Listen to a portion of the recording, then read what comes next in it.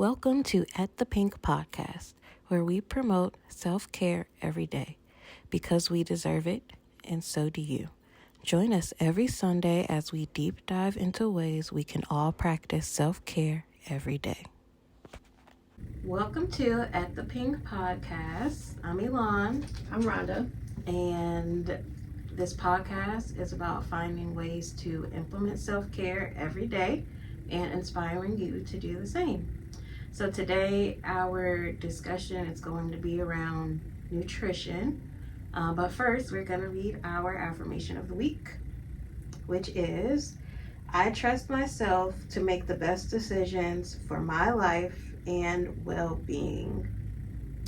And the reason that I picked that affirmation with the discussion of nutrition is because I think that sometimes when it comes to nutrition, we don't trust ourselves to make the right decisions for our bodies. And I think that sometimes we're trying to just do what everybody else is doing, or this person did this, so I'm gonna do that, or that, vice versa, right? But just because something is healthy, right, it doesn't necessarily mean that it's good for you. And so just as a reminder, like on your journey to have better nutrition in your diet, to listen to your body and listen to yourself and say, like, I understand that this might work for somebody else and it might be healthy, but it's not working for me, and it's okay that that's not working for me because I can find something else that works in my diet for my body better. Like, don't just keep doing something because you think that it's healthy but you feel bad with it. And even if someone else is getting major results, that still doesn't mean that it's good for you. You have to learn how to listen to your body and just take some time and really listen and focus on what works for you, and just do that. And it may take a little more time to get focused on yourself because we get so distracted with day things, right? And so, but it's worth it to just figure out what works for you. Yeah, definitely. Say that affirmation one more time, because that was good. I trust myself to make the best decisions for my life and well-being. That's good. That's really good. Yeah. So today we're talking about nutrition. And so I have also really been on a journey this year. And as I probably said in a previous episode, I turned 60 December. And so I'm really starting to focus on just what I said, what's good for me, because it's not the same. I have discovered that my body at 60 just doesn't not like things, or it's not agreeable as it used to be. Like for me, I cannot really eat a lot of animal protein. My body just doesn't like it, so I get bloated or I just don't feel well. And so in doing some research and trying to do more fruits and veggies, I found out a lot of really good information. So the first thing I want to read is just a list of hydrating foods. And the reason I picked hydrating foods is because the number one cause or symptom, or one of the cutting edge things that's always a problem no matter what you're going through, is that we're dehydrated. And so they tell you to drink a gallon a day. Well, you can't necessarily always do that. Either it's because of work and you don't want to be going to the bathroom all day, or you just get busy and you forget. Yeah, I'm big on that. Forgetting to drink my water when I get busy. Yeah, me too. So here are the most hydrating foods.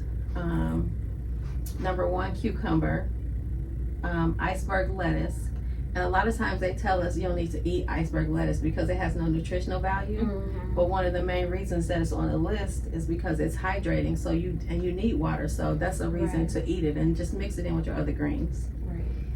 Celery, radishes, romaine lettuce, tomatoes. Caution, tomatoes is one of those things that you need to know if your body likes tomatoes, because mine doesn't. Yeah, it's very acidic. Even though it can be healthy, but some people can't handle the acidity of tomatoes. That's true. Some people even have like a slight allergy to tomatoes and they don't realize it. And it's considered a nightshade, and some nightshade foods cause inflammation. And then also the thing about tomatoes is you have to understand for your body, some bodies like raw tomatoes, but somebody's like cooked tomatoes, and you can just like steam it or whatever. You don't have to like cook it all the way. And that's true for like Gabby, my niece, her granddaughter. She cannot have raw tomatoes. So she can't have raw tomatoes, but she can have cooked tomatoes. It reacts different in her body depending on if it's raw or changes cooked. chemically when you cook them. So that's a good point. Zucchini and summer squash, asparagus, bell peppers, cabbage, cauliflower, which I did not know. And it says here that cooked cauliflower and cooked cabbage provides more water than eating raw. Oh wow. Interesting. I don't like cabbage, but I can mess with cauliflower. Mushrooms, spinach, strawberries, and watermelon. And so I have some favorites, and I feel like one of the things I had to overcome was eating certain foods for breakfast, lunch, and dinner. Because most of the time we don't eat vegetables for breakfast or in the morning. But in this age of intermittent fasting and just being more healthy, I shifted my mindset to understand that it's not about eating pancakes for breakfast. It's about just listening to your body. So nowadays what I do is I almost always eat fruit. No matter what time I eat, whatever my first meal of the day is, I'm going to eat some fruit. And so, fun fact that you may not know, cucumber is actually a fruit. Yes. So it's a melon, right? Yes, it's in the melon family. And so cucumber is one of the most hydrating things that you can eat. And I went to Kroger recently, and they had, you know how they have the big bowl of watermelon or cantaloupe? Now they have this big bowl for $5 of cucumber. So sometimes I'll try to get that at least once or twice a week and just eat that whole bowl like as a meal. And that's the other thing that I've learned about just following different people, is that being a frutivore is actually a thing. Really? So this guy that I follow called Yaki, so he is a frutivore, and so he is a just an advocate for how humans, in his opinion, should be fruitivores. And he takes his some of his research is based on watching gorillas. Gorillas are one of the strongest animals, right? Yeah. All they eat is fruits and herbs. So if they're not eating no animal protein, why are they so strong? Right. So if that's true, then that means as humans, we don't necessarily need as much protein. Right. At least animal protein. Because you can get it from other things. Right. So that's what I was about to say. So where does he get his protein from? So he gets his protein because there's actually protein in fruits and vegetables. Really? Yes. I didn't know that. Yeah. I mean, I knew that there was some in like some vegetables, but I've never heard of protein being in fruit. So there is. And so the main things that he focuses on is the hydrating fruits. And he also works out a lot, like once or twice a day, which is kind of a trend. People are starting to find out if you can, instead of doing an hour workout, if you can work out like 10 to 15 minutes once or twice a day, then you can still get your workout in. Yeah. And that for building muscle, it's more about weight bearing exercises. So doing some, you don't have to do like heavy weight training, but some consistent weight training. And that's how you're gonna build muscle. It's not really from eating animal protein. Yeah. I'm still eating some animal protein though, because I like it. But yeah. I'll try to eat cleaner animal protein though. Yes. So just to give you like a little bit of insight, so of course we know all the animal proteins are your your high chicken, protein, your chicken, your fish, your beef. Yeah. But there are some beef is I think the best one though, right? Yes. Because it has like all the B vitamins in beef, right? Yes, it does. So it's like I think if you're gonna eat an animal protein, I think the most nutritious one to eat is beef. Yeah. Right? Yeah. And another fun and fact. They be eating grass. Yes. A lot of the time. Yes. Right? And like that's why people who are plant-based say that skip the middleman, which is the cow, because cows eat grass and we should just eat green stuff too. Mm-hmm. The most protein you're going to find is in peas, which is why they put pea protein in the shake powder. Mm-hmm. Spinach, all the green leafies. So spinach, collard greens, and even corn has protein. Although like corn, I feel like it doesn't break down that well. That's corn, true. At least not eating corn, like just corn by itself. I feel like if I eat it like ground corn, like corn tortillas, or like corn bread, it breaks down better. Feel like it breaks down better in my stomach. But I find eating corn just like a waste of time. Yeah, I agree. And I feel like if you're eating corn, it's just because you like the way it tastes that way. It's not really doing anything for it. Really, right? Most people just slather it in butter. Yeah. So I'm like, I don't eat corn. Yeah, I don't like the blue corn chips. I think they taste good, number one, also. And I do think you get better assimilation. Mm-hmm. Yeah, but all the greens, so even broccoli and cauliflower have protein, and so Brussels sprouts. But I don't mess around with Brussels sprouts. I don't like Brussels sprouts. I don't like cabbage either, which Brussels sprouts is like baby cabbage, right? Yeah. But I love cabbage, but I don't really care for Brussels sprouts. I think it stinks. It does. And I'm a very like sensory filled person. If I can't enjoy the whole experience, like I don't want it. I just don't want it. Well, I feel like if we just shift our mindset to eating more fruit, because we feel like fruit is sugar, and actually it is sugar, but it's different. It breaks down in your body different. Your body processes is different, and it's just not the same health-wise as all of the table sugar and the sugar in processed foods. That's the worst. So we're going to talk about that in a minute. Corn syrup and all of that. Yeah, we're going to get to that because that's another thing. But I have found that just focusing on, like now it's watermelon season. So if you can eat that every day, that's where you're going to get a lot of hydration. Cucumbers, and berries in general are also very hydrating. So I think that's the focus for me, is to stay hydrated. Yeah. And because at the end of the day, we don't really need to eat as much food as we think we do. So if you just focus on eating good food and staying hydrated, then I think you will not be as hungry. Yeah. And I know for me, sometimes I only eat like once a day. But I will eat like a really big meal. Yeah. If I'm only gonna eat once a day, so I have a whole lot in that meal. Yeah. But it lasts me like the entire day. I feel like I don't really need to eat. Yeah. That much if I have just one big meal. Cause I kind of eat with like I've kind of started eating like with the sun. I've heard some people do that. So like I don't like having anything but water for like the first part of the day. And sometimes I won't even eat until like noon. Yeah. Because I just feel like my body feels heavy sometimes if I have too much. Now I will have like maybe like a protein shake in the morning. Yeah. Because I do think protein is just good in general for helping to get you going, and it gives you the energy that you need to go throughout the day. So I might have a protein shake, but outside of that, I don't think I eat any food until afternoon. Yeah. At all. And then I usually try, if I can, to eat by like 6.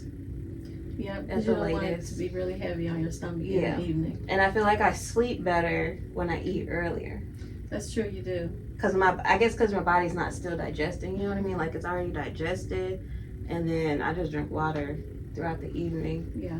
And I feel like that helps me sleep way better. Yeah. And I try to get a lot of water in first thing in the morning. You know, because it helps you go to the bathroom, but also water helps you feel full, because sometimes you think you're hungry and you're really thirsty. You're really just thirsty. Yeah, so I try to get like 32 ounces first thing in the morning before I do anything, and then just kind of see how I feel from there. I have a theory on that.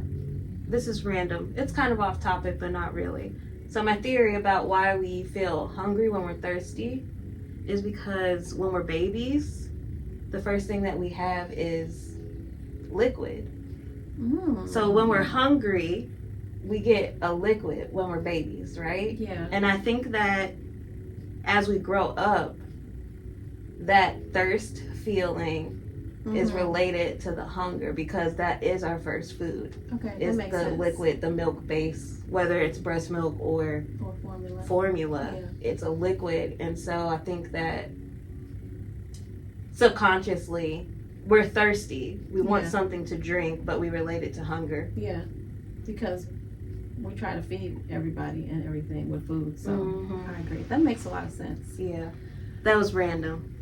And I'm not a doctor or anything, so that's just my personal, theory on that. Now, the other thing that I really want to touch on regarding nutrition is that we really need to understand, well, two things. Number one, processed food is not your friend. It's something that the food industry created to make food last longer and to keep you coming back, because it also makes you crave consistently so that you can go back and get more. And I think it was also like a financial thing, because I think a lot of processed foods came around after like World War II. Yeah. I think when money was slim. Yeah. And so they had to find ways to still produce things to feed everybody and stock the stores. And then I think after that, like, we just never went back to whole foods. We just kept doing processed foods after that. And then after that, they started trying to find ways to make it cheaper and cheaper and adding chemicals in instead of making it as nutritious as possible. So then that was a whole nother thing. But with the sugar is the number one killer that people don't understand. And so that if you can just get your body over time used to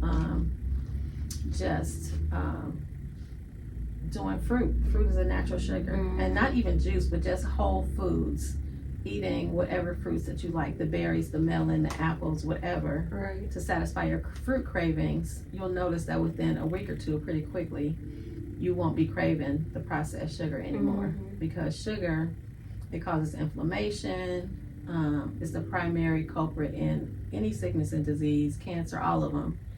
And so if you can just kind of bring that down to zero as much as possible in your life. And the sugar is in so much that it really doesn't need to be in, I feel like, too. Yeah. Especially like high fructose corn syrup. So like, say that again for the people in the back. High fructose corn syrup. I was looking, and it was in like the pasta sauce. You know what I mean? Why do you really need it in there? Yeah.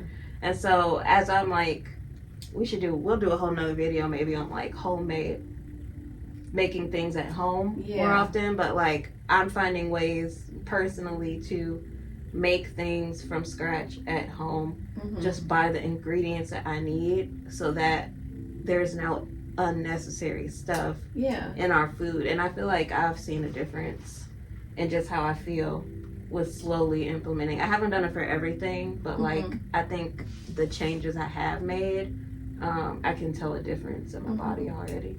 And if you need to sweeten something, there are so many natural ways to sweeten. Dates, what is that fruit called? Monk fruit? Monk fruit, yeah. There's a lot of different ways that you can sweeten stuff if you want it without using sugar. Yeah, and also, like, sugar is, like, horrible for your teeth. Yes. And so I've kind of been looking for ways to have something sweet without messing up my teeth, and especially for, like, my kids. And I was looking into xylitol, and it's like a plant-based sweetener, but it actually has been shown to help with your teeth and actually like reversing cavities for some people. Really? I saw this one lady on Instagram, she just got some xylitol gum. She had some cavities, and she said she was looking for a way, because she didn't want to have like a root canal or anything. She was trying to avoid it, and so she didn't get it like done that time. But when the next time she went to the dentist, she was expecting for them to say, oh yeah, well, we're definitely gonna have to like take these teeth out, because the last time they told her that she was too far gone for them to do anything about it. They were gonna probably have to like remove the teeth, or at least do a filling or something like that. So she said she bought some xylitol gum, and she just was chewing it, like, for like a month straight. She chewed a whole bunch of xylitol gum, and she went back to the dentist, and they told her that her cavities were gone. Gone. And she wasn't gonna need like surgery or root canal or nothing. I wonder what made her choose the xylitol. Well, she was looking into ways to help. Okay. Because she was trying to avoid getting the work done. Okay. On her teeth. Interesting. And so I'm gonna do some more research on that. But I thought that was so interesting, and because they always tell you that you can't reverse things, especially with your teeth. Yeah. Like once damage is done to your teeth, that's it. But I don't believe seems that's true. I think there's a lot of things that you can reverse. Yeah, we just don't really know how. Yeah, I agree. But I'm sorry, I feel like I keep taking us off topic. That's okay. I mean, because we're talking about nutrition, so I think that everything that we're talking about falls in line with nutrition. So yeah, at the end of the day, the things to just kind of recap. Of course, hydration is number one, but hydrating foods, real whole food, especially fruits, can also give you a lot of hydration on a daily basis. Staying away from sugar definitely helps. As much as possible, eat healthy choices for sugar and not processed sugar. And so that what that means is that you need to read labels. Yeah. I do spend a lot more time reading labels. Yeah. But if you stick with whole foods, you don't really need to read labels because you're not buying labeled stuff. Yeah, and just the other day, I don't have a story for everything. I was in the grocery store and I needed. So Winter loves lemon and lime juice in her water, right? Like Sprite. So Sprite, I don't give them a lot of soda, but when I do give them soda, the ones that we drink are ginger ale and some type of Sprite or something like that, just because it doesn't have all the extra like colors and dyes in it at least. So I feel like that's like a better option of sodas, if you will. But she loves lemon and lime in her water. So I always try to keep that on hand. And I happened to look on the bottle. Because, on the front it says 100% juice. 100% lime juice or 100% lemon juice. And I just looked on the back. And it was like with added ingredients or something like that. And I was like, what? So... like it has the juice in it, but then it also has the like preservatives in it to help keep it shelf stable, which makes sense, but I never really thought about preservatives being in it. It just didn't really cross my mind, but it makes sense that it would be preservatives in it to keep it shelf stable. But there's also like some other stuff that they put in it as well. So it's 100% juice, but it has other things in it to help it stay shelf stable and like keep the flavor and stuff like that. And so I was like, I'm just gonna buy some limes and some lemons. She drinks it every day, so you may as well just. And so I got some bottles from Dollar Tree. They have these really nice bottles with the little flippy tops. You know what I'm saying? And it clasps down. And I just took the time, and it really didn't take me that long to cut up some limes and lemons, and I juiced them and I put it in the refrigerator, and it's been doing just fine. And I feel like at the rate that she uses it and that we would use it in like cooking and stuff like that, like it wouldn't even be in our fridge long enough to go bad. And then I'll just keep buying lemons and limes and just doing it that way, because it's like I don't need all the extra stuff in there. Now Winter, your daughter Winter, she's 8. She is the prime example. I kind of look to her a lot now since I'm on my journey, because she is pretty much a vegetarian. She only eats like some chicken, and that's it. But she eats at least 80 to 90%. Her diet is fruit. And she drinks a lot of water. She drinks a lot of water. And she regulates her sugar so well for a child. I've never met a child because she'll say like her. That's okay. Because if she wants something sweet, she'll ask for it. But then like she will cut herself off. Or even she'll be like, well, I'm trying to stay balanced. So I had a lot of sugar yesterday, so I'm not going to have sugar today. And she does that by herself. I don't know how. She didn't get that. I didn't teach that to her. She just naturally That's good. does that. And she's not so. weak. She's pretty strong. Yeah, she does dance. She does gymnastics. Yeah. She has a lot of energy. Mm-hmm. And she sleeps well. Yeah. So yeah. Mm-hmm. Prime example. Yeah, I need to be more like her. Maybe that's why God gave her to me as a reminder of what I should be doing Lessons we health-wise. can learn from kids. Right. So I think that's all the things that I wanted to talk about nutrition. So how are you going to, what's one or two things that you're going to do for sure this week to implement better nutrition? So I'm going to eat more fruit, just period. Like every time I get hungry, I'm going to eat fruit first. Mm-hmm. And then see how I feel after. So that's the one thing I'm gonna do. Yeah. Excuse me. I'm gonna try and do the same. Eat more fruit. I have some frozen berries in my freezer that I need to just sitting there that I should probably eat. Yeah. And make a smoothie. Yeah, make a smoothie. And I have some cucumbers that I need to chop up and eat too in the refrigerator. And if you like your cucumbers a little sweet, just for other people out there, I like to like lightly drizzle them in honey, and it's really good. Maple syrup will probably work too. Yeah. Make sure it's pure maple syrup though. Yes. Yes. Yeah. Because for the longest time I didn't realize that like pancake syrup is just sugar. Just like melted down sugar. I had no idea until I really started looking into like what things were. I always thought pancake syrup was like some form of maple syrup, but it's not. It's just sugar with maple flavoring. Yeah. It's probably high fructose corn syrup, which is even worse than regular sugar. Yeah. So I would say that the maple syrup, I think, is a little pricier.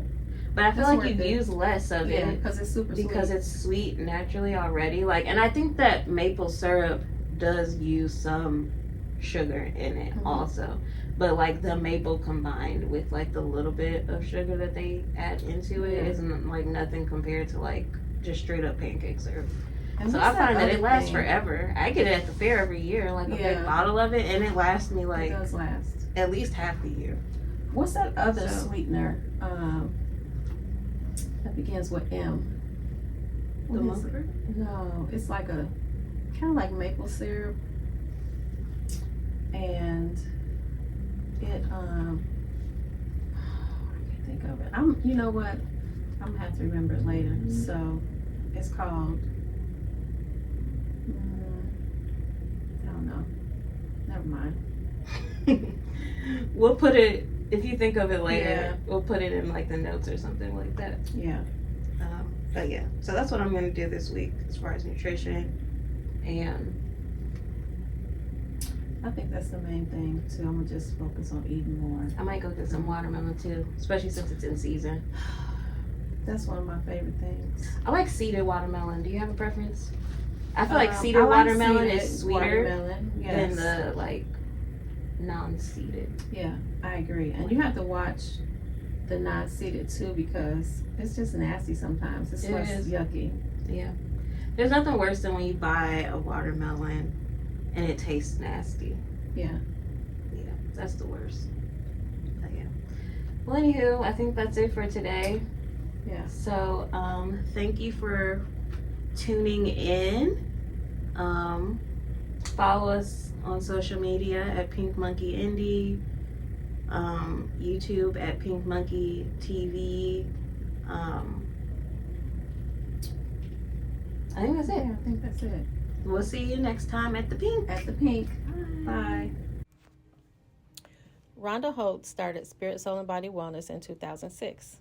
When her daughter Elan joined the company in 2016, they changed the name to Pynk Monkey and quickly became the BIPOC family female-owned spa in Indy, specializing in waxing. Their passion for self-care is obvious when you enter the spa. You feel the love, smell the goodness, and see the amazing decor of the safe and relaxing space. You can find them on social media at Pynk Monkey Indie on their website at pinkmonkey.net and their YouTube channel at Pynk Monkey TV. You can also call or text 317-985-1649.